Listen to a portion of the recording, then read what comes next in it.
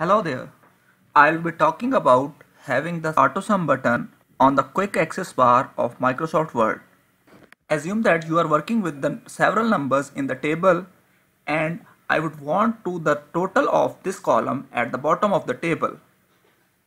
So I place my cursor here and I will click on the AutoSum button placed on the quick access toolbar.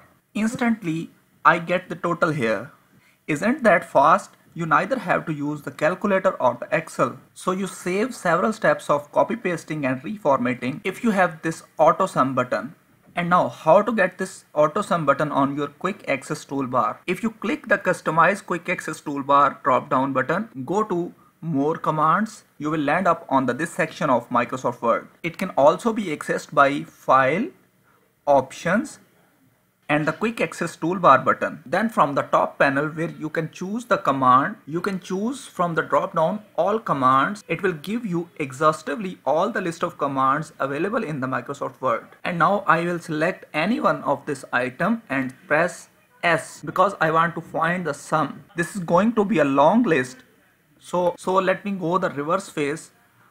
I will press T so I can go to the beginning of T and end of the S. Now I look for something like sum.